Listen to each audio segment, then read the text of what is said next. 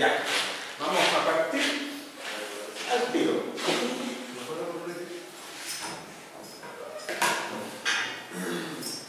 Lo que tenemos en pantalla es la tarea, ¿cierto? Y vamos a mirar un poco cuál era la solución de esta tarea. Antes de seguir con lo que teníamos antes. Ya, veamos aquí. Dice la pregunta 1. Considera una estructura de acero plana de marcos de momento con un vano de 6 metros y 3 niveles de 4 metros, que es la estructura que vieron en la ayudantía, así que es una cosa bien fácil de hacer.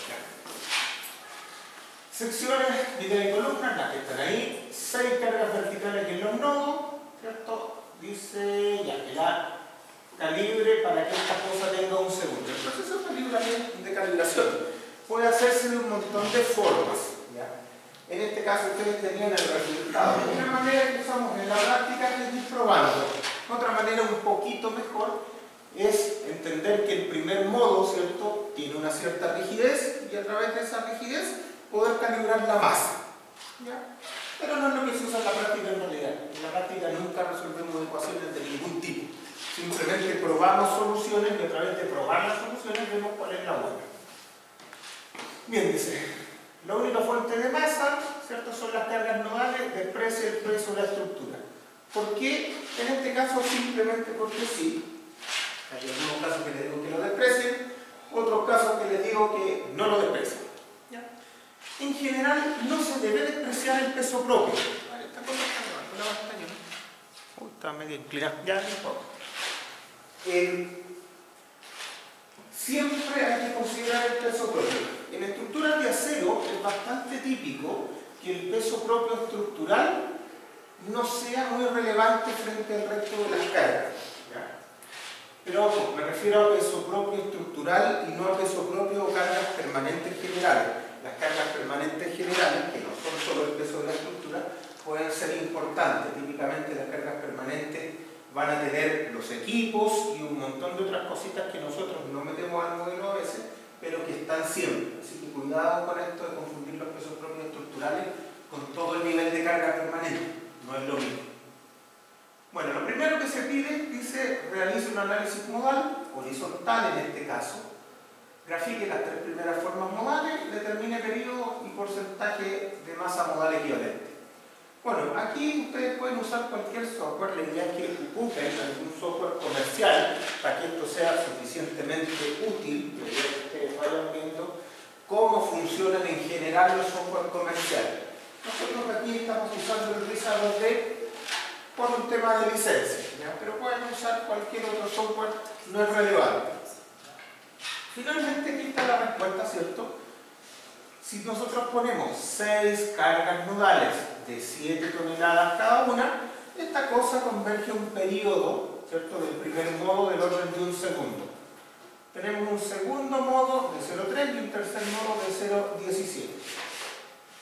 Las masas modales, ¿cierto?, están acá. Tenemos un 84%, 85% en el primer modo, por lo tanto es un ejercicio o una estructura ampliamente gobernada por el primer modo. En general esta cosa pasa así, no es tan raro que las estructuras estén gobernadas por el primer modo. Salvo la estructura donde tenemos masas muy distribuidas por toda la estructura y ahí esta cosa empieza a movilizar modos superiores. Pero no es lo más común. Lo más común es que haya 1 o 2 modos en cada dirección que se lleven toda la masa. Bueno, no hay mucho por qué darle vueltas. ¿Cuáles son los modos? ¿Cierto? El modo 1, traslación horizontal completa, ¿cierto?, del edificio. Ya el modo 2 y el modo 3 empiezan a tener otras curvaturas, ¿cierto? Por ejemplo, el modo 2, ese piso se fue para allá y estos dos se vienen para acá. Y aquí esta cosa está bailando cumbia, ¿ya? Esto es bastante común. Mientras más curvaturas tengan estos modos, también es típico que mueven menos masa. Veamos la pregunta 2, que esta ya tiene un poco más de interés. Pregunta 2. Dice, considere la estructura 1, que es la del problema anterior, y los siguientes siguientes parámetros para efectos de la aplicación de normas chilenas. Zona 3, suelo B, 5%, I igual 1 y R1. Y todos los R que aparezcan en el camino, todos son. La idea aquí es simplemente que ustedes vean la norma y la apliquen a algunas cosas básicas que entregan. ¿Cuál es norma? Acá nos estamos centrando siempre en la 2369 del 2023 y en la 433, en particular en el proyecto de 433, ¿cierto? Que es lo que tenemos hoy día en la mesa, que es un refundido del decreto 61 y la 433 anterior, que creo que es del año 96. Entonces, estamos en zona sísmica de 3, que es la zona de más alta sismicidad que tenemos acá, a sub 004, ¿cierto? Tenemos un suelo relativamente bueno, ¿cierto? Un suelo B, 5%. Dirán, bueno, pero esta estructura de acero, la verdad es que no le corresponde el 5% de acuerdo a la 2369, aunque de acuerdo a la 433 sí le corresponde. Bueno, aquí yo les di el 5% para que ocupen en todo, no tengan que preocuparse por la corrección de amortiguamiento. La categoría es normal, ¿cierto? Para que no tengamos que corregir por ese lado, y los KR son todos uno, por lo tanto estamos hablando de respuestas esencialmente elásticas, en este caso. Bueno, entonces dice, determine corte basal y solicitaciones en la base de la columna para los siguientes casos. Claro, dice la base de la columna porque las dos columnas son exactamente iguales, así que columna no basta y otra. Necesitan hacer 4 cosas. Modal espectral con 433, análisis estático con 433, análisis modal espectral con 2369 y análisis estático con 2369. ¿Cuál es la idea? Que en general con estas 4 condiciones uno debería llegar a resultados relativamente distintos, ¿ya? Aunque no tan dispersos. Veamos qué salió. Lo primero, dice espectro de diseño de 433. Este es el espectro de diseño. Entonces, si aplicamos las condiciones que tenemos acá arriba, zona 3, suelo B, 5%, nos sale este espectro que está acá. Nosotros teníamos, ¿cierto?, una estructura que tiene el primer modo acá, en un segundo. Entonces, en la medida que nosotros usemos el análisis estático, que básicamente se trata en llevar toda la masa al primer modo, ¿cierto?, asumir que el 100% de la masa está en el periodo del primer modo, siempre deberíamos tener un corte estático superior al corte que considera el análisis modal espectral con la masa distribuida en distintos modos. Esa es la gracia que tiene el modal, que nos baja un poquito el corte basal y nos regala la distribución en altura. Entonces veamos si eso pasa acá, si realmente el análisis estático nos da más corte basal que el análisis modal espectral equivalente. Veamos qué sale. Ahí tenemos el espectro, que más abajo, corte basal, ¿cierto? Dice, corte basal, lo saca del rizado D y sale aquí. Dice menos 6 y menos 6, apenas se ve esa cuestión, pero después hay una tablita. Acá el computador se ve bien, es el tema de la proyección.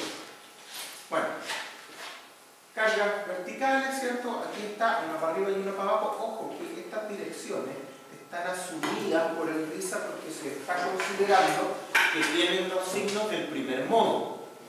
¿Ya? Entonces, cuidado con eso. Un análisis modal espectral solo tiene resultados positivos. Si yo le quiero dar direcciones, típicamente ocupo las del primer modo, fundamental la dirección que corresponda, y sus conjugados. Por eso que quise los dos para allá, pero también pueden estar al otro lado. Aquí, ¿cierto?, el valor de estas fuerzas me las va a dar para arriba. Pero como en este caso al software le pedimos que las empleara con los signos del primer modo, por eso dibujo una hacia arriba y la otra hacia abajo. Acá lo mismo. Entonces tenemos ahí todos los valores para un análisis modal espectral. Veamos qué sale del análisis estático. Análisis estático con 433. Aquí empiezan a aparecer, ¿cierto?, otras cosas. Empieza a aparecer algo que quizás no es tan igual al espectro que se ocupó para el análisis modal espectral. Hay ciertas diferencias. En principio, ¿cierto?, y este no es la excepción, pero conceptualmente, las normas de todo el mundo, ¿cierto? Plantean un espectro que es para el diseño general, para el diseño por el método de las fuerzas, que es el diseño más tradicional. Ese espectro se usa para el análisis modal espectral. Y cuando uno quiere usar análisis estático, lo más común es que también ocupe el periodo del primer modo, entre a ese espectro y con ese corte basal se quede. Por eso que siempre va a salir más grande el análisis estático que el análisis modal espectral. Aquí en Chile hemos tenido algunas diferencias con esas cosas. A veces tenemos un corte máximo, a veces tenemos un corte, un espectro distinto para el coeficiente sísmico, etc. De hecho, miremos inmediatamente. Si se fijan, aquí el espectro tiene un máximo y después baja. Por lo tanto, no parece necesario que exista un coeficiente máximo per se, porque el espectro ya lo tiene por sí solo. De todas maneras, a veces ese máximo se incluye en algunas de nuestras normas. Bueno, veamos, ¿qué nos sale al meter todos estos numeritos en las ecuaciones que nos da la 433? El corte, ¿cierto?, dependiente del periodo da 0,27. El corte mínimo da 0,7, por lo tanto va ganando ese. Y el corte máximo da 0,36, va ganando ese. Como está entre el mínimo y el máximo, está perfecto, me quedo con ese. Entonces el corte que tengo que usar es el 27%. Ya que el coeficiente está dentro del rango, se ocupa directamente el corte basal para las solicitaciones de la repartición. Ya. Aquí lo que está haciendo Felipe es que a partir de tener el corte basal, ¿cierto?, que se calcula acá, que está en 11,4, ahora para poder tener las cargas en los elementos, tengo que incorporar ese corte al interior de la estructura. Y aquí es donde está la diferencia más grande con el análisis modal espectral. Cuando yo hago un análisis modal espectral, todos los esfuerzos al interior de la estructura salen debido al cálculo matemático y a las formas modales. Cuando yo hago un análisis estático, no tengo las formas modales en la mesa, solo tengo el periodo del modo fundamental. Ese es el gran problema. Entonces, nuestra norma nos dice, a ver, ¿cuál es la ley para distribuir este corte basal en altura? ¿Cómo lo distribuyo? Y tiene esta ecuación, ¿cierto?, que es independiente si la estructura es rígida, flexible, lo que sea. Hay otros códigos, ¿cierto?, sobre todo ASCD7, que tiene ecuaciones que se calibran dependiendo si la estructura clasifica como rígida o clasifica como flexible, ¿ya? Nosotros no usamos eso, asumimos que siempre la estructura tiene exactamente la misma forma de vibrar en altura. Bueno, si yo aplico esa ecuación, ¿cierto?, acá está la tablita, me aparece, ¿cierto?, estos cortes a nivel de piso. O sea, en el piso 3 yo tengo que poner 6,6 toneladas para el lado, en el piso 2 tengo que poner 2,7 y en el piso 1 tengo que poner 2,1. Si se dan cuenta, esta ecuación, por la forma que tiene incorporado el castigo en los pisos superiores. ¿Ya? Acelera bastante más los pisos superiores en comparación con los pisos inferiores. Aquí básicamente le puso la mitad del corte al último piso. ¿Ya? Entonces, ojo, que esa es una condición que tiene esta ecuación y no necesariamente es igual a las demás normas del resto del mundo. ¿Ya? ¿Por qué es eso? Porque si bien yo ya tengo el corte basal, lo que trata de hacer esta distribución es magnificar el volcante del edificio para que no haya problemas después con el diseño. Trata de castigar un poquito el volcante total del edificio. Bien, se ponen esas fuerzas, ¿cierto?, en el edificio y entonces ahora vuelvo a tener aquí, ¿cierto?, vuelvo a tener la resultante. Bueno, el corte basal ya lo tenemos, era 11,4 y aquí tenemos las resultantes en cada una de las bases de columna.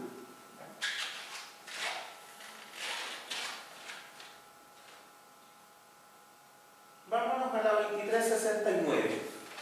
¿Qué dice el espectro de hoy día de la 2369? En forma es muy parecido al de la 433, tiene unos pequeños ajustes en unos parámetros del suelo, pero tampoco son muy relevantes. Entonces aquí tenemos el espectro de la 433. Haciendo un análisis modal espectral, bueno, es fácil porque tenemos la misma estructura, simplemente cambiamos el espectro un poco y nos va a generar un corte basal y las correspondientes reacciones en la base. Cuando nos vamos al análisis estático, ¿cierto? Aquí, ¿qué tenemos? Dice otra vez los mismos parámetros y tenemos que el coeficiente sísmico es exactamente el espectro de diseño que teníamos antes también. Se evalúa aquí un corte máximo, ¿cierto? En realidad el corte máximo, no sé si lo tiene por aquí puesto Felipe, pero el corte máximo del espectro es el que es evaluado en el T1, que dan las tablas. El T1 es el periodo donde se produce el máximo. En general, dado que el espectro tiene su propio máximo, aquí no es necesario evaluar el C máximo. ¿Ya? Para nada, no tenemos que controlar el C máximo, solo tenemos que controlar el C mínimo, ¿cierto? Entonces aquí tenemos el mínimo, ¿cierto? Que es 0,1G, pero nos dio el dinámico 0,32, 0,33. Por lo tanto nos quedamos con ese. Aquí tenemos un poquito más de corte basal. Bien, tenemos eso. Nuevamente tenemos que distribuirlo en altura. Para distribuirlo en altura tenemos la misma ecuación. Hay que hacer unas salvedades, así con este asunto de los métodos estáticos y métodos dinámicos. Se le tiende a llamar método dinámico al análisis modal espectral, pero como hemos conversado acá, de dinámico tiene re poco, porque en realidad no tiene que ver con el tiempo, no hay una integración en el tiempo, no hay registros considerados, nada. En realidad es un análisis estático, simplemente se le llama dinámico porque en los periodos aparecen los segundos, pero esta cuestión no tiene nada que ver con la respuesta en el tiempo. Entonces hay que tener cuidado con eso. Llamémosle mejor análisis modal espectral. Con todo, tiene el análisis modal espectral tiene una ventaja gigantesca respecto al estático, y es que yo no tengo que suponer cómo se reparten las fuerzas laterales en altura. Tiene una tremenda gracia. Ahora, esta es la ecuación que tiene la 2369, que es la misma ecuación que tiene la 433 para repartir en altura las cargas. Otra vez vemos aquí cómo se castiga fuertemente el piso superior para magnificar el volcante en la base. El análisis estático es válido para estructuras que tienen una uniformidad de rigidez en altura y una uniformidad de masas en altura, ¿ya? Que tienen bajas irregularidades o ninguna. Eso no tiende a pasar en estructuras industriales, por lo tanto el uso de esto está bastante restringido. En edificios de departamentos todavía puede pasar porque todos los pisos son bien parecidos por la distribución arquitectónica que tienen los departamentos y las oficinas también, pero en estructuras industriales no pasa, ¿ya? Entonces, ojo, aquí estamos usando el análisis estático en el contexto industrial, pero porque tenemos una estructura relativamente uniforme desde todo punto de vista, que no existe en la vida real.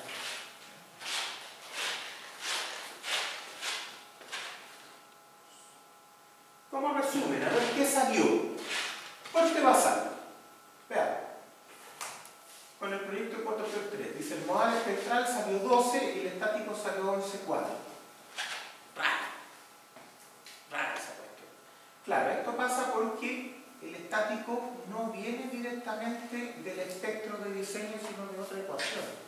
Una cosa media rara que pasa acá. Veamos acá donde las dos cosas vienen de donde vienen. Dice modal espectral 12,9, estático 13,8. Claro, esto tiene más sentido porque de hecho el modal espectral lo que hace es bajar un poquito el estático, reconociendo que el primer modo no se lleva toda la masa. Eso es lógico, eso es razonable. Esa es la física del problema. Vertical también nos interesa. Momentos en las columnas, esto sí interesa esto. 15,9, 15,7. Nos salió casi lo mismo. Aquí 17,2, 19. Ahí se vuelve a notar un poquito que este es más grande.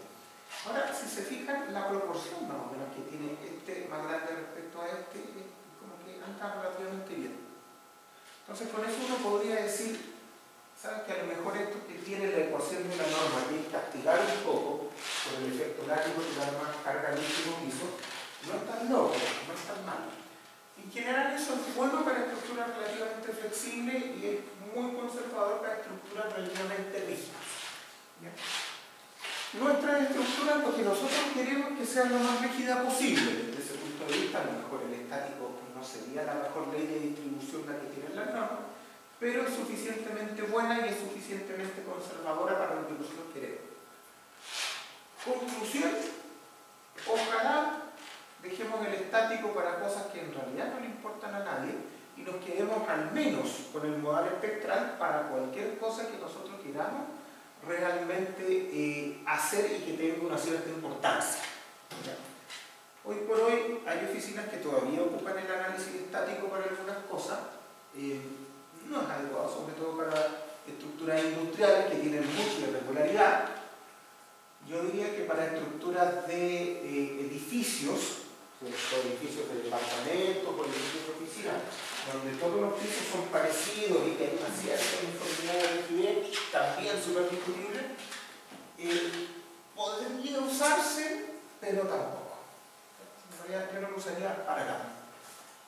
Es bastante fácil hoy día en los software utilizar al menos un modal espectral, por lo tanto no tiene mucho sentido darle más vuelta al estático, salvo que por alguna razón yo esté verificando a mano y tenga que rápidamente hacer una evaluación del momento volcánico.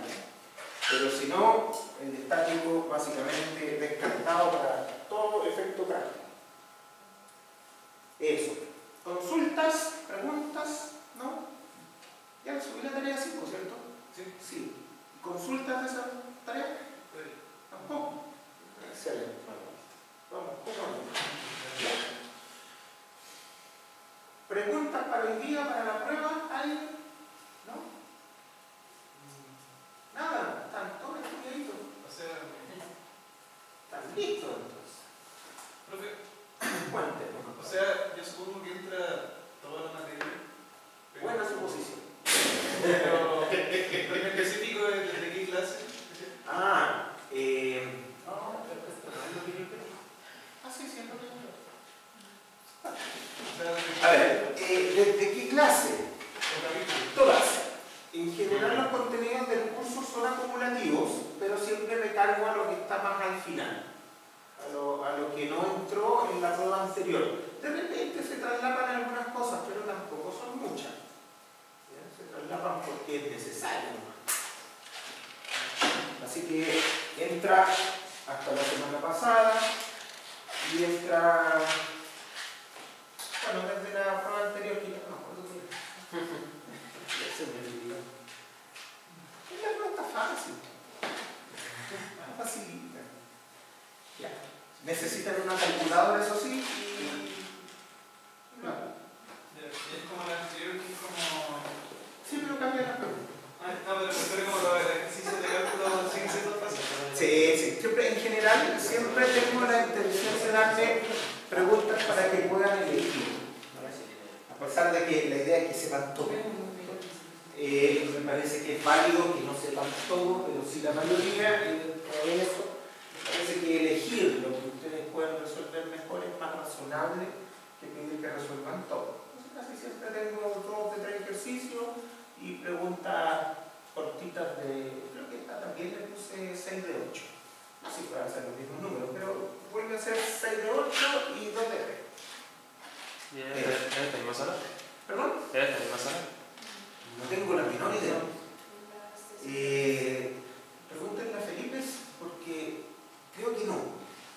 Creo que no. Y ni siquiera lo mismo. No tengo idea. Bueno. ¿Más preguntas? ¿No? La clase pasada alcanzamos a empezar con este asunto de los niveles de desempeño. ¿Cuál es la idea de esto? ¿Cierto? Nosotros hemos hablado aquí mucho del signo de diseño, que en estructuras habitacionales, para ese signo de diseño, uno lo que quiere, lo que le gustaría, es que controle lo que se llama seguridad de vida. Eso es que no se muera la gente. Es un buen objetivo. Pero, ojo, en principio eso permite que para ese nivel de diseño, para ese signo de diseño, el edificio pueda tener daños, y pueda tener daños incluso bastante fuertes, que puedan ser no reparables. Eso se acepta. Ya les he comentado que, claro, uno siempre cuando viene un evento especialmente severo, lo que le gustaría es estar en un edificio que se dañe lo menos posible para que la reparación sea barata o que no se dañe, en lugar de estar en otro que estuvo a punto de colapsar, pero como no mató a nadie, está dentro de otro. Ahora, eso todavía no está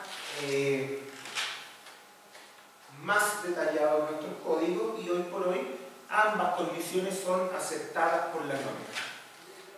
¿Cuál es el asunto? Cuando nosotros decimos para un cierto nivel de sismo pedimos tal cosa, eso hay que llevarlo a números. Nosotros aquí en Chile y en general en Latinoamérica somos re malos para llevar las cosas a los números. Normalmente acá nosotros lo dejamos en el concepto, y ahí es donde después empezamos a discutir qué significaba lo que pusimos en la norma. ¿Ya? Y eso es de todos los días. O sea, si ustedes fueran a los comités de norma, ¿quién te esquiva a los comités de norma? ¿Y por qué no? Bueno, los comités de normas son abiertos, son para cualquier persona, son públicos, simplemente se tienen que comunicar con el secretario de cada uno del comité que quieran asistir, y ustedes deberían poder asistir. Actualmente el INN sesiona de manera online, por lo tanto es bastante fácil asistir a los comités de normas. Aquellos que se vayan a dedicar al diseño estructural, yo les sugiero ampliamente que vayan a los comités de norma.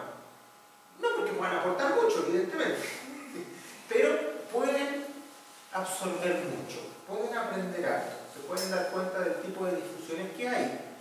Entre las cosas que se van a dar cuenta es que no son discusiones de tan alto nivel. Ya, también la gente discute estupideces en todas partes.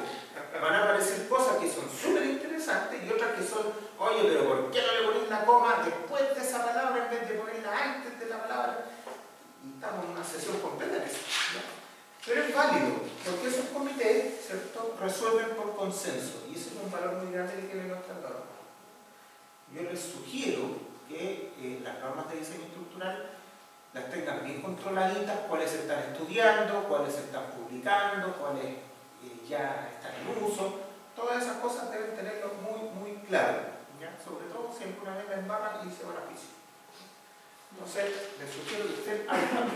Bueno, dicho eso, a diferencia de los países del norte, como Estados Unidos, Canadá, incluso Europa, nosotros no tendemos a poner demasiados números en nuestras normas, y eso hace que finalmente tengamos que estar interpretando muchas cosas, o preguntándole después a la persona que estuvo a cargo, oye, ¿pero qué quisieron decir cuando escribieron esto? Y claro, ahí la gente termina declarando un juicio y todo eso. La gran diferencia con las normas gringas es que, si ustedes se fijan, el gringo siempre le pone números a todo, y eso es porque también es una sociedad que vive de las demandas, ¿cierto? Red Bull le da gana y ganó la demanda porque no le dio gana, ¿cierto? Y eso fue verdad. Entonces, ojo con ese tipo de cosas. Si bien es una sociedad que vive de las demandas de tonteras incluso, sí eso conduce a que los documentos estén escritos de una manera muy buena. Nosotros, acá en Latinoamérica en general, aquí en el mundo de Chile, no vivimos de las demandas, además que el sistema judicial de Latinoamérica no es igual que el mundo. Entonces, claro, llegar a que haya alguna sentencia para algo no es tan fácil, por lo tanto nosotros nos preocupamos de antes de la demanda. ¿Qué va a pasar si nos demandan? En ese sentido, nuestras normas a veces pecan de mucha inocencia. ¿Ya? Nuestras normas en Chile tienen hartos buenos deseos, hartas ideas, harto de buena voluntad, pero como quienes las redactan somos ingenieros y no abogados, muchas veces cometemos errores. En este de los niveles de desempeño tenemos especialmente errores, por lo menos a mi juicio. ¿A qué me refiero con eso? Cuando decimos en la 433, para el nivel de diseño, nosotros lo que queremos es respetar un nivel de daño compatible con la seguridad de vida, pero no la definimos, no es un número. Para el gringo, el terremoto de diseño es aquel que tiene una probabilidad de retorno de tanto, tanto en tanto tiempo. Listo. No tiene más complejidad. Es un número. Y después la seguridad de vida es otro número. mediante un análisis matemático conocido, razonable, determinar si el diseño cumplía o no cumplía con ese criterio. Para nosotros acá en Chile es algo más difícil. En el caso industrial, también tenemos un evento de diseño, que es aquel evento de diseño principal, que es aquel que tiene un periodo de retorno de 475 años, y tenemos un sismo máximo, que es aquel que tiene un periodo de retorno de 975 años más o menos. Tenemos por la 2369, aunque el segundo, el máximo, solo lo usamos para análisis especial. ¿Ya? Lo tenemos dos. Tener esos dos sismos no garantiza nada. Lo que empieza a entregar una idea de si mi diseño está bueno o no, o si es aceptable o no, es cuando le pido algún tipo de respuesta a la estructura. Por ejemplo, para el evento de diseño estándar, lo que se pide en la parte industrial es lo que se llama continuada operación y daño controlado. Que vaya a saber uno qué es eso. Es una idea. Pero lo que para uno es continuidad de operación, para el otro no lo es. Para el daño controlado para uno es una cosa y para otro es otra cosa. Entonces, ¿cuál es la diferencia que tenemos ahí con los gringos? Por ejemplo, el gringo le dice a usted, ya, el nivel operación inmediata es este número. Life safety es este número y la prevención de colapso es este otro número. Entonces yo con esos niveles sí puedo determinar si mi estructura finalmente cumplió o no cumplió. Aquí en Chile tenemos un problema de interpretación. ¿Será bueno o malo? No lo sé. No lo sé. Pero el hecho es que no tenemos tanta claridad. Cuando uno empieza a usar distintos niveles de exigencia sísmica, se empieza a dar cuenta que a veces incluso es más fácil pedir las cosas. Por ejemplo, si yo defino un nivel de evento frecuente, y podemos discutir qué es frecuente, ¿ya? Algunos dicen periodo de retorno 43 años, otros 72 años, otros salió con 20 años, no me gusta tanto, pero 43, 72 parece que estamos en el consenso. ¿Ya? ¿Cuál es la gracia de un sismo frecuente? Es que es súper claro lo que yo le quiero medir. Si es frecuente, si lo voy a tener al menos una vez en la vida útil de la estructura, lo que yo quiero es daño cero, lo que se conoce en inglés como operación inmediata. El chileno simple es que ojalá no salga del rango elástico en ningún momento y en ningún lugar del edificio. Y eso es algo bastante fácil de verificar, porque si quiero que no salga del rango lineal elástico, basta conocer análisis elástico, que son re fáciles. Por lo tanto, es una de las condiciones que más información me da, sobre todo acá en Chile, donde los sismos frecuentes son importantes, no son tan pequeños. En otros lugares del mundo, claro, un sismo frecuente es una porquería cada no sé cuántos años. Aquí tenemos sismos grandecitos con bastante frecuencia. Entonces, de eso se trata este asunto de los niveles de desempeño. ¿Qué pedir para distintas exigencias? Distintos niveles de exigencia me llevan a pedirle distintos niveles de desempeño para esas exigencias. Aquí, ¿cierto? Yo les muestro algunas definiciones. Estas definiciones yo me las saqué del documento hecho en 2000, que fue de los primeros que empezó a hablar de este tipo de cosas. Y ahí definían estos niveles sísmicos. ¿Ya? Son demandas sísmicas. Decían que el sismo frecuente es aquel que tiene un 50% de probabilidad de excedencia en 30 años. Aquí lo metemos al modelo de Poisson y nos da un periodo de retorno medio de 43 años. Listo, a mí me gusta más el periodo de retorno medio. Un sismo ocasional es aquel que tiene un 50% de probabilidad de excedencia en 50 años. Periodo de retorno 71 años. El sismo raro, es una mala traducción del griego en inglés, pero Google me dijo eso. Ya. Entonces son 10% de excedencia en 50 años, periodo de retorno 475, y un sismo muy raro que es 10% de probabilidad de excedencia en 100 años y tiene 950. Estas son las definiciones del dicho en 2000, hoy día pueden haber otras, como les digo. De hecho, el sismo máximo considerado en la SCE7 tiene un periodo de retorno de 2.475 años, 2.500 años, ¿cierto? Pero en realidad tampoco se usa tanto. Pero estas cosas, lo que les quiero decir es que van cambiando.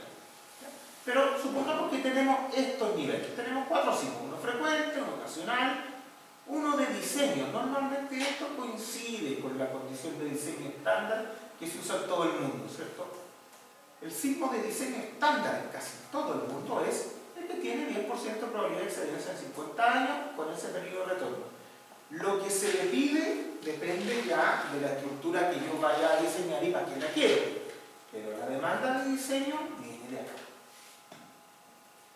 Niveles de desempeño, que es otra cosa, ¿ya? Es ¿qué le puedo pedir yo a esta cosa con esos distintos niveles? Veamos qué le puedo pedir. Le puedo pedir que esté totalmente operativo. ¿Qué es totalmente operativo? Vamos a leer esta cuestión. Dice, la construcción se mantiene en servicio continuo, daño despreciable en elementos estructurales y no estructurales, respuesta prácticamente elástica, deformación remanente despreciable. Claro, o sea que esta cuestión no tenga ni un daño, básicamente. Ojo, no necesariamente, porque aquí lo que uno piensa, ¿cierto?, de manera fácil, decir, bueno, para el sismo frecuente, evidentemente no le puedo pedir menos que esto. Cae de cajón. Pero también hay otros temas. Si la estructura es especialmente importante o especialmente peligrosa, ¿cierto? Por ejemplo, no sé, un tanque de 30.000 toneladas de ácido sulfúrico en 99%, claro, no podría decir salir. En realidad, yo esa estructura quiero que este nivel de desempeño me lo dé, pero ya no para el sismo frecuente, sino directamente para el sismo diseño. Entonces ahí empezamos a ver, depende de qué estructura estoy viendo, depende de para qué la quiero, qué nivel de desempeño le voy a pedir. Y ahí las cosas se empiezan a hacer menos claras, pero sí empiezan a tener más sentido. ¿Qué es operativo? ¿Ya? Totalmente operativo, hay otro operativo. Daño ligero. La mayoría de las actividades y servicios pueden reanudarse luego del terremoto. Fisuración o influencia menor a algunos elementos estructurales, deformación remanente despreciable. Yo aquí se lo estoy dando estas cosas en concepto, pero créanme que a nivel de código, por lo menos código norteamericano, estas cosas son números. ¿Ya? Son de entrepisos, son deformaciones unitarias de los elementos, son ese tipo de números los que nosotros tenemos que controlar para ver si cayó en una de estas o no. Seguridad de vida, que es lo que nos interesa de manera bastante común. Daño moderado. La estructura permanece estable, pero con reducción en la resistencia y rigidez, deformación permanente, el edificio puede quedar fuera de servicio y ser evacuado. La reparación es posible, pero el costo puede ser elevado. Y prevención de colapso. En general nunca se acepta que un edificio colapse, ¿ya? Que no es lo mismo que prevención de vida. Daño severo, pero se evita el colapso. Los elementos no estructurales pueden caer o fallar, deformación remanente apreciable. Claro, prevención de colapso típicamente se asocia a que después del sismo el edificio a lo mejor no se puede reparar, lo tengo que demoler, pero de todas maneras no colapso. Entonces aquí tenemos 4 niveles de desempeño que son conceptualmente bastante razonables. Ahora, ¿qué le pido a quién? Ahí depende del tipo de estructura. Por ejemplo, si se nos ocurre poner acá la amenaza sísmica, que son los sismos, caracterizados por su periodo de retorno medio, y allá los objetivos de desempeño que alcanzamos a mirar, podríamos decir que las estructuras comunes podrían pedirse esa línea. Claro, podríamos decir que esté totalmente operativo para un frecuente, que para un sismo de diseño esté en seguridad de vida, un sismo máximo, prevención de colapso. ¿Tiene sentido? Tiene mucho sentido en realidad. Para estructuras esenciales, ¿cierto? Aquí estamos diciendo, oye, mejor que el totalmente operativa lo tenga para un sismo ocasional y que la seguridad de vida lo tenga para el más grande. O sea, eso todavía tiene la connotación que se puede reparar. Y para estructuras especialmente críticas, ¿cierto? Que podrán ser, no sé, hospitales importantes, estructuras peligrosas, centrales de energía típicamente, ¿cierto? ¿No? Poner laboratorios nucleares arriba de las fallas, todo ese tipo de cosas, digo yo. Entonces, llegamos a este nivel, se puede ser totalmente operativo para el sismo típicamente de diseño, es una cuestión ahí bien exigente. Y para el sismo más grande de los que jugamos, ¿cierto? Porque podrían haber hecho más grandes, pero usamos este como el más grande, le pide operativo. O sea, eso que ya ni hablar. Claro, ¿qué es lo que no es muy razonable? Es decir, bueno, con un sismo frecuente, que esta cosa llegue solo a la seguridad de vida, como yo. No funciona. Entonces, aquí vemos que dependiendo del nivel de importancia quizás de la estructura, nosotros nos vamos a pasar de los niveles de desempeño que podríamos necesitar, de una línea a otra. Esta es la idea que hay detrás de tener varias demandas sísmicas y qué le pido a cada una de ellas. En los edificios chilenos, ¿cierto? Los edificios de departamento típicamente deberían estar acá, en esa línea. ¿Cómo se ha visto que responden? Se dice que aquí, en esta línea. Personalmente no tengo claro si eso es bueno o es malo. Mucha gente dice que es bueno. Claro, si yo soy el dueño del edificio, sí, me parece que está bien. Pero desde el punto de vista de la ingeniería, si yo estoy diseñando aquí y la respuesta la tengo acá, en realidad yo estoy errando el diseño. Y eso también hay que reconocerlo. O sea, desde el punto de vista numérico solamente, el estar aquí no es muy distinto que el estar acá. Políticamente es mejor estar aquí que estar acá, pero desde el punto de vista de los números es lo mismo. Entonces, aquí hay un tema, es si ese es el nivel que quiero, ¿por qué están respondiendo acá? Hay un tema ahí que hay que desenrollar para tener claridad. Las estructuras industriales típicamente las quiero acá, porque la idea de una estructura industrial es que continúe la producción. Algunas también llegan acá, sobre todo las peligrosas. Cuando hablamos de cosas muy esenciales, peligrosas, típicamente llegan a niveles de desempeño muy exigentes. Ahora, lo que les quiero transmitir acá es algo bien relevante, y es que si bien esta idea está detrás de nuestras normas y detrás de todas las normas del mundo en realidad, hay algunas normas que solamente se hacen cargo de manera explícita de algunos de estos problemas y no de todos. Por ejemplo, nuestra norma 433 solo define este nivel de sismo. Por lo tanto, si solo hacemos análisis para este nivel de sismo y los criterios de aceptación están orientados a permanecer en esa casilla, aunque después vemos que caemos acá, pero están orientados a permanecer en esa casilla, ok, está bien en uno de los 4 escenarios. Nosotros siempre decimos, es que si cumplimos eso, implícitamente cumplimos ese y ese. Esa es la venta del código. Ahora, ¿eso es verdad?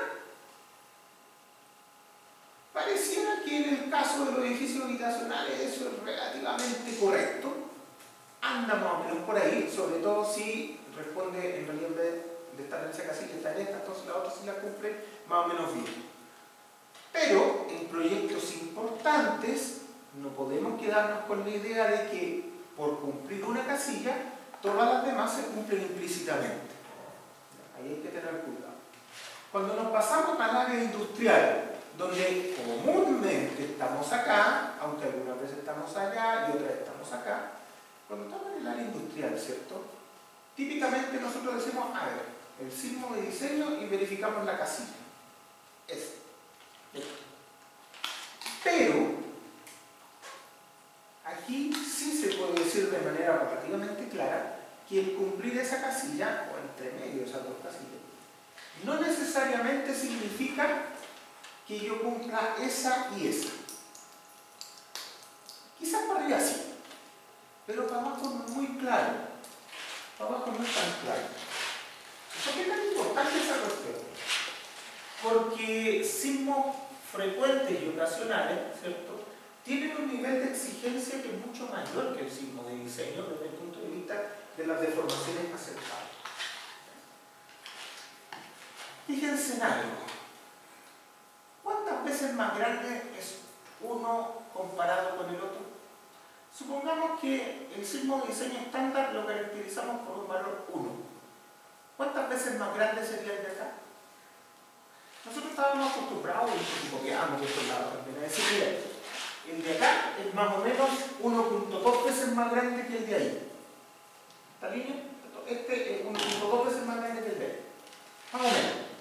Mirándolo a nivel del espectro de diseño. Entonces le decía, bueno, con el factor de importancia 1,2, en realidad yo como que me salto de una línea a otra. ¿Y qué va a hacer? Ahora ya nos hemos dado cuenta que no es así, que en realidad acá en Chile típicamente este es 1.4 veces más grande que ese. Y claro, ¿cuántas veces más grande uno que otro? No lo tenemos claro, pero hay que tenerlo definido para cada proyecto, en cada lugar del mundo. ¿Ya? El frecuente, ¿cuántas veces más chico que este es? Yo también no lo sé. De repente nos movemos entre el 60%, 40%, 30%, no está muy claro. Eso viene del análisis de amenaza para cada sitio. Ahí voy a saber cuánto más grande es uno respecto al otro. Claro, podemos tener un número grueso a nivel de todo el territorio nacional, pero en realidad esto viene de los estudios de amenaza en cada lugar. Entonces, claro, si en todos los lugares se mueve un poquito la razón de exigencia entre estos distintos sismos, entonces yo no voy a poder tener una generalización tan clara de que siempre estoy cumpliendo las demás casillas de forma implícita. La recomendación siempre es, haga lo que le dice la norma, primero. Esto no puede ser menos porque se va a meter en el lío. Pero el proyecto es especialmente importante, vale la pena mirar por lo menos el frecuente. Ya vemos si ocupa ese como frecuente, ocupa este como frecuente, o ocupa uno más chico como frecuente, pero defino el frecuente, ¿cierto? Con el especialista en amenaza, con el líder del proyecto, con todas las cosas que hay en la mesa, defina un frecuente. ¿Por qué? Porque a ese frecuente es bastante fácil pedirle algo. Lo primero que se le puede pedir es que la estructura esté esencialmente elástica para ese. Eso entrega mucha información sobre la resistencia y rigidez mínima que deben tener los elementos. Y muchas veces eso puede controlar por sobre el nivel de demanda estándar. ¿Ya? No es raro que un sismo frecuente controle el diseño, sobre todo en estructuras, y esto ya es más conceptual, en estructuras que tienen elementos de disipación de energía o aislamiento sísmico, ¿ya? Edificios con protección sísmica.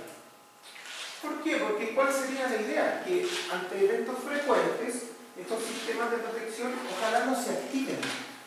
Ese sería uno de los deseos, quizás bastante razonable, para no tener que ir a verificar, para no tener que hacer mantención, para no tener que cambiar.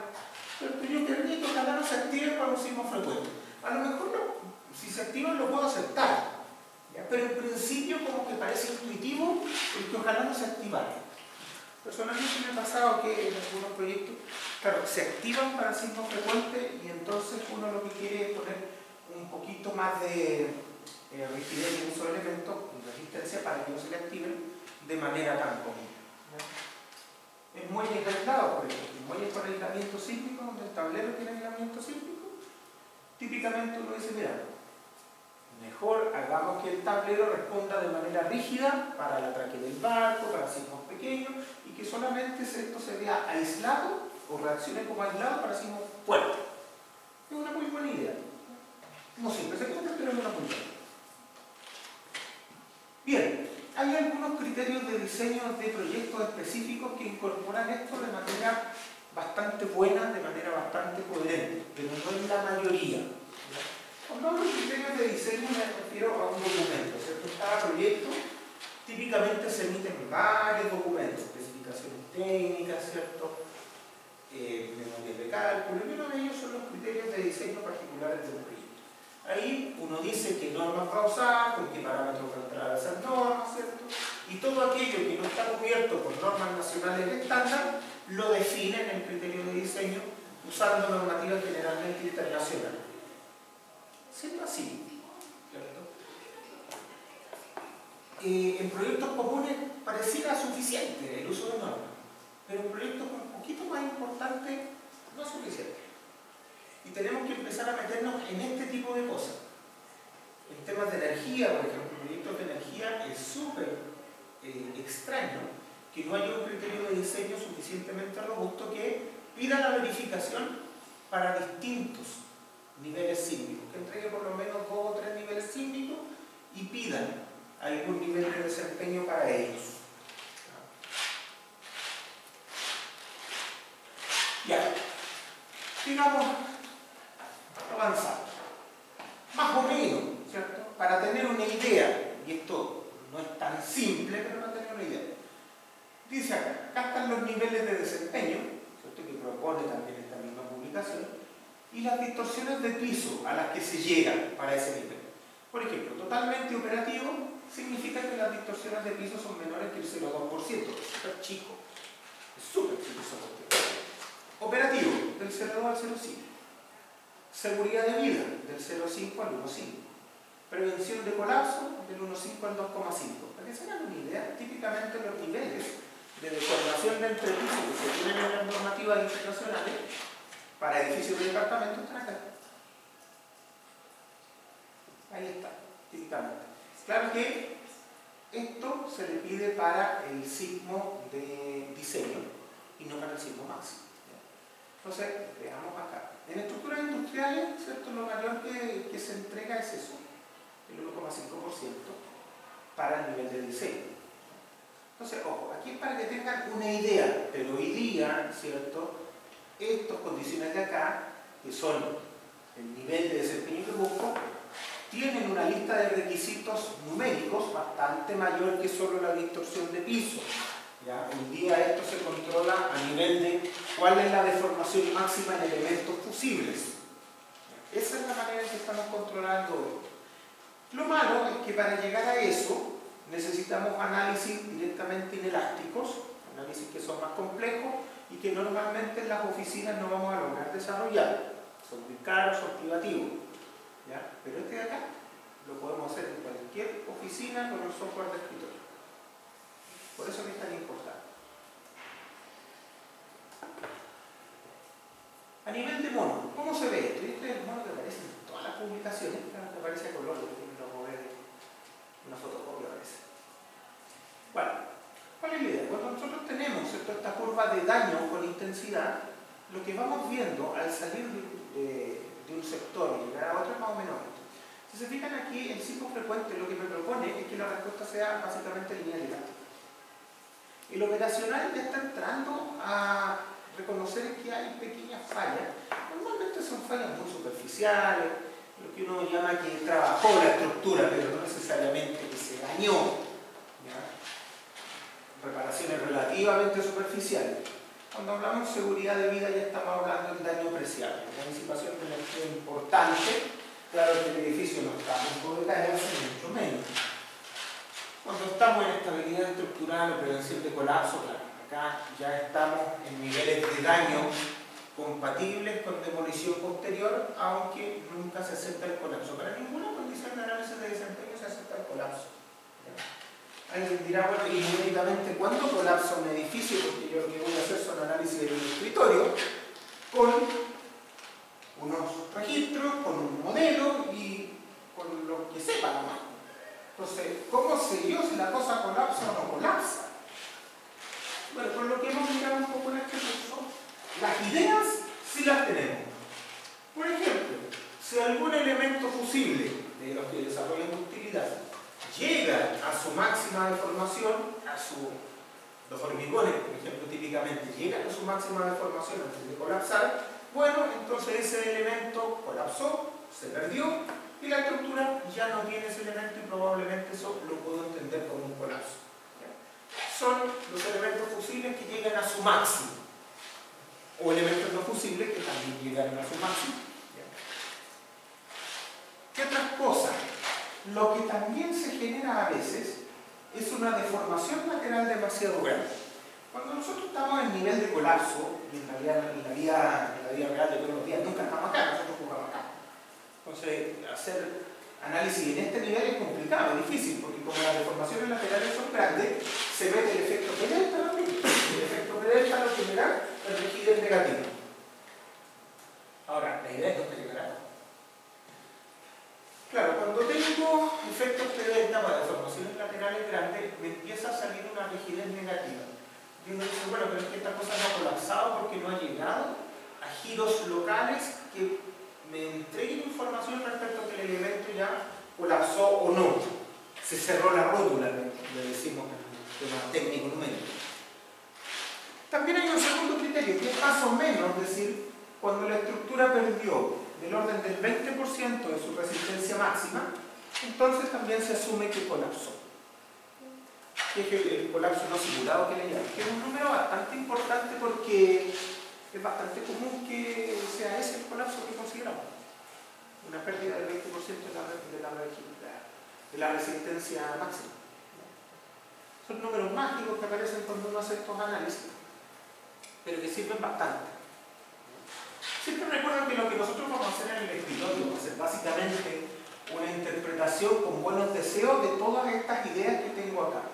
La implementación a nivel de números no es otra cosa, puede ser fácil o difícil, pero normalmente, y puede ser que muchos de nosotros, normalmente todos los errores que se cometen en el diseño vienen de no saber lo que uno está haciendo. Nadie se equivoca en los números o en el software, porque el software hace los números. Los errores están en que uno no sepa lo que está haciendo. Y por eso es muy importante que se entienda muy bien qué es lo que uno hace y por qué.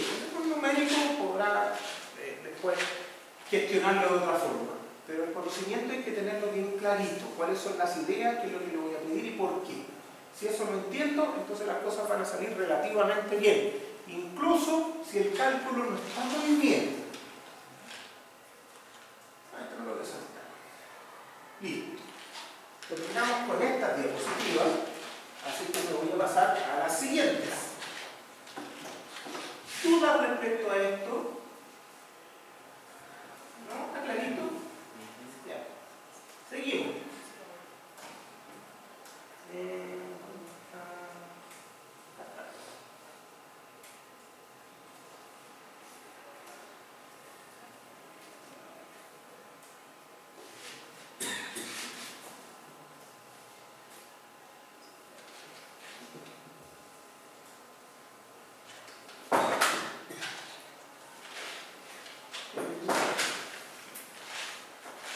Ya tenemos la generalidad.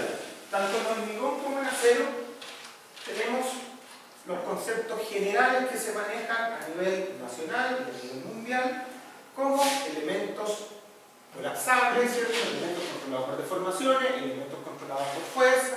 Tenemos todas esas cosas. Tenemos los criterios generales de cómo funciona un marco de estrado, cómo funciona un marco de momento, y entonces ahora nos vamos a empezar a meter en detalles. ¿Ya? En detalles y algunas estructuraciones. En acero nos va a interesar especialmente los marcos arrastrados concéntricos, muy secundariamente los marcos de momento, y en hormigón nos van a interesar los edificios de muros a flexo-compresión, porque son los que tuvieron problemas para el TCF. Cuando hablamos de cosas de acero, yo les he contado que hablamos casi siempre en Chile de estructuras industriales, por lo tanto me voy a meter por ahí. Cuando hablamos de hormigón, sobre todo de muros de flexo-compresión, hablamos claramente de edificios de departamentos o de oficinas.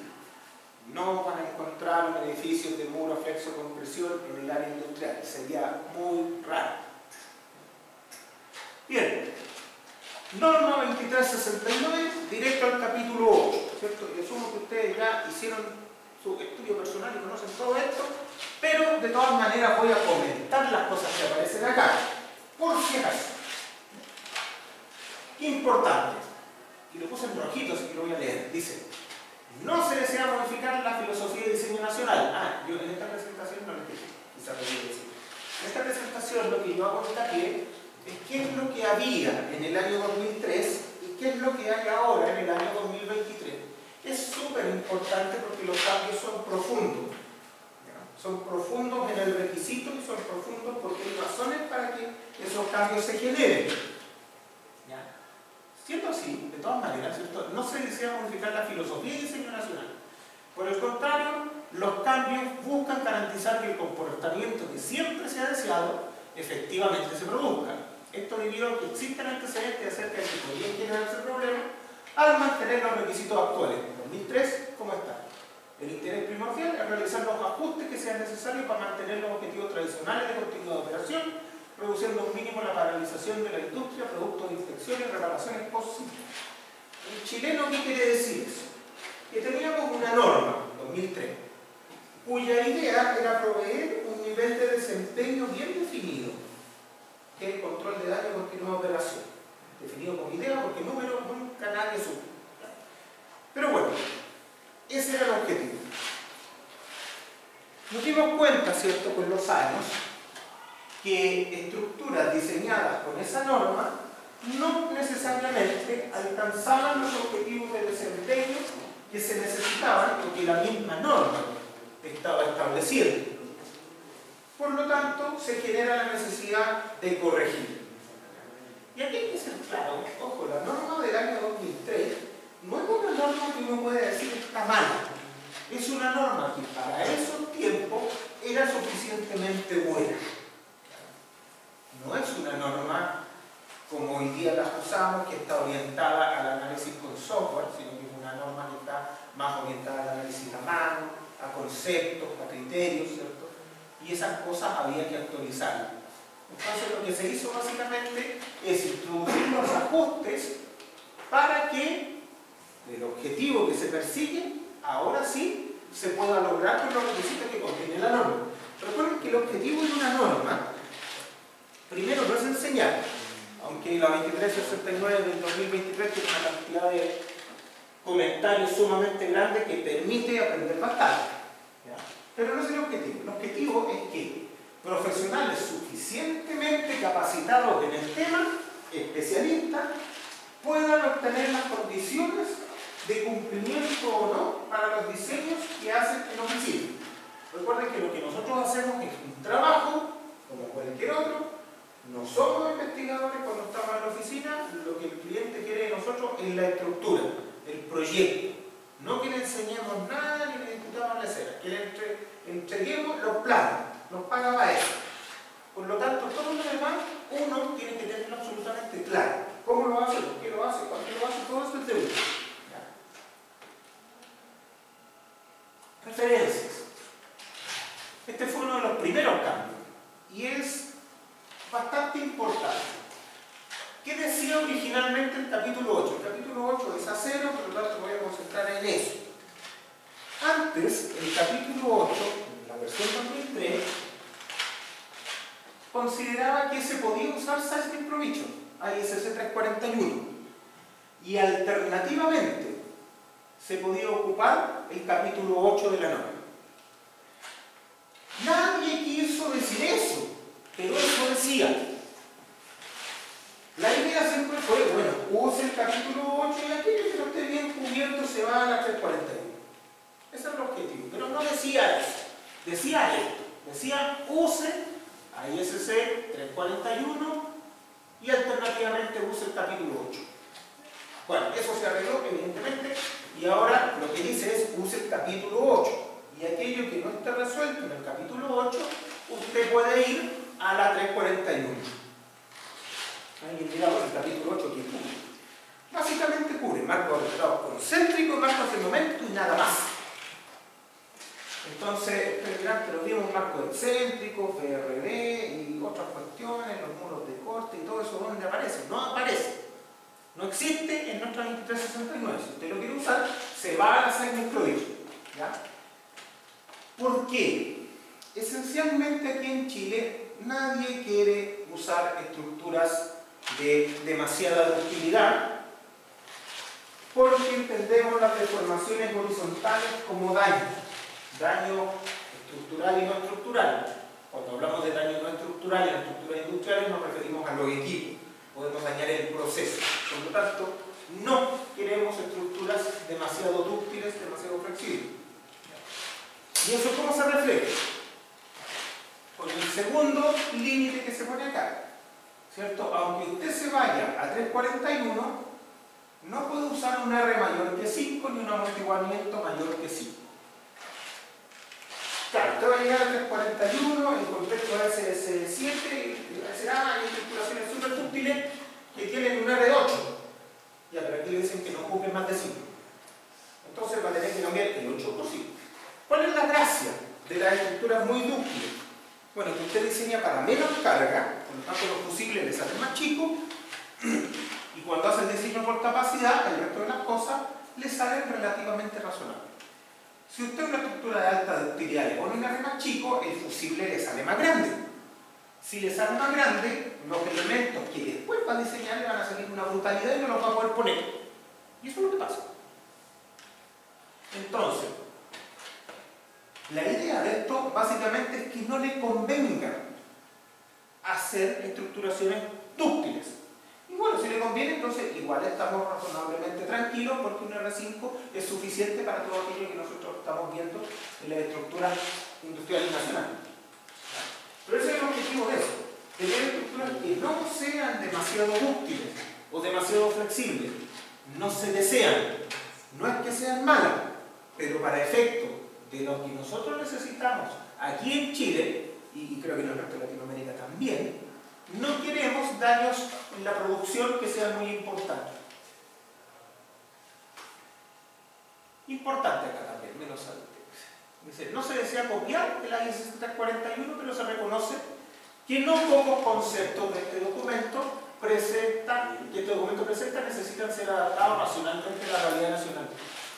¿Por qué está esa declaración de principio? Pasó mucho, ya no pasó, pero pasó mucho durante este proceso.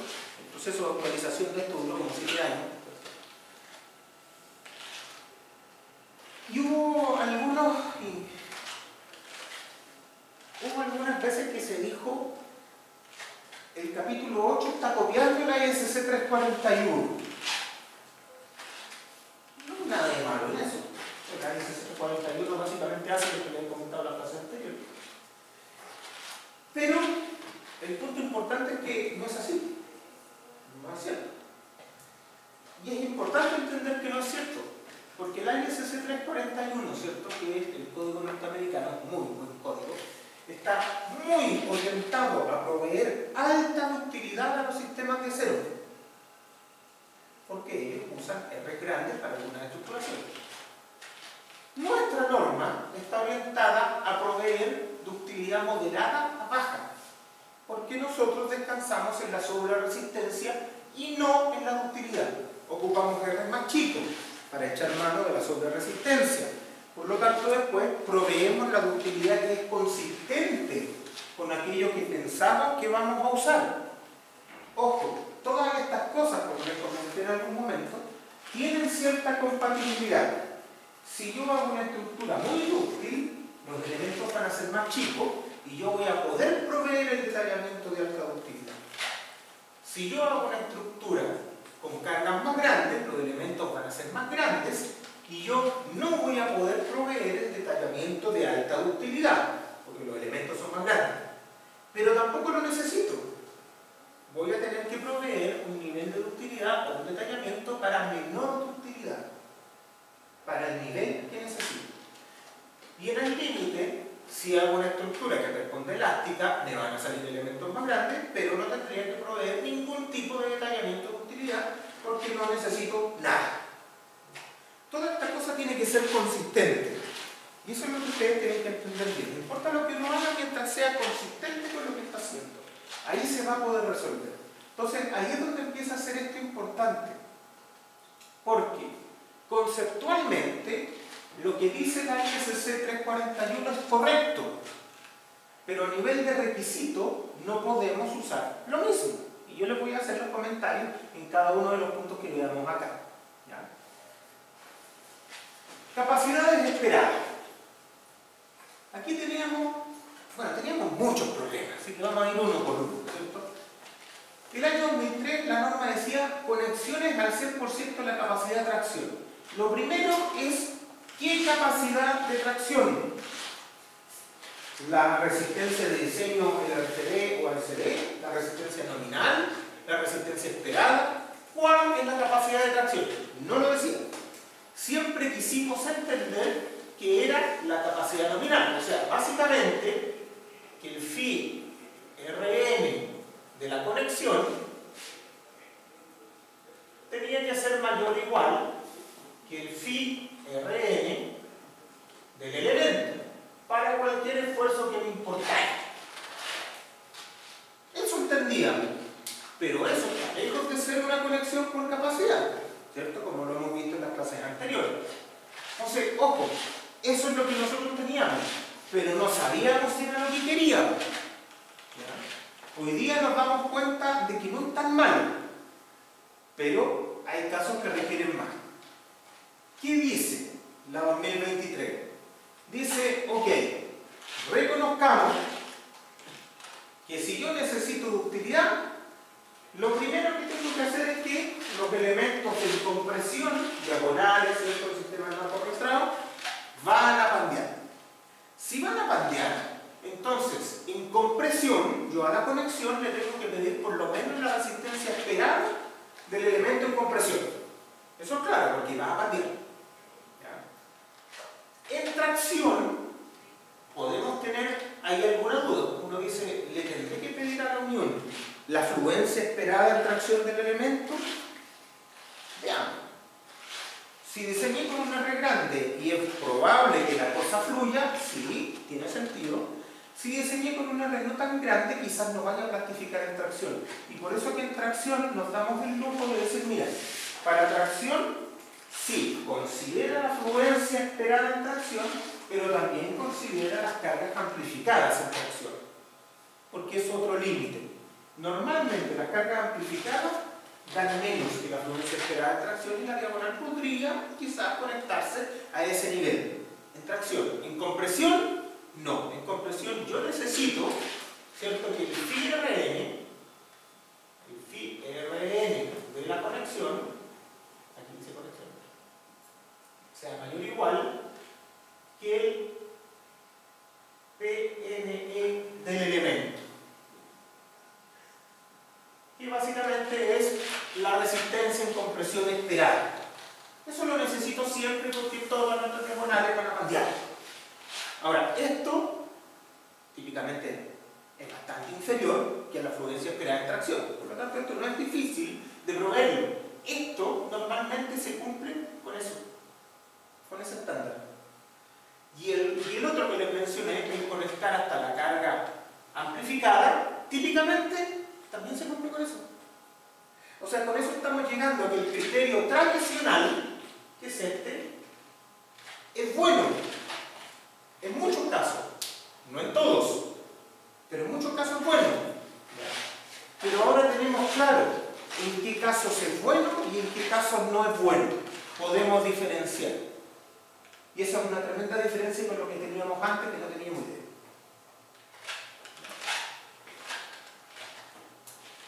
Bien, vamos a parar aquí, vamos a descansar 20 minutos y volvemos.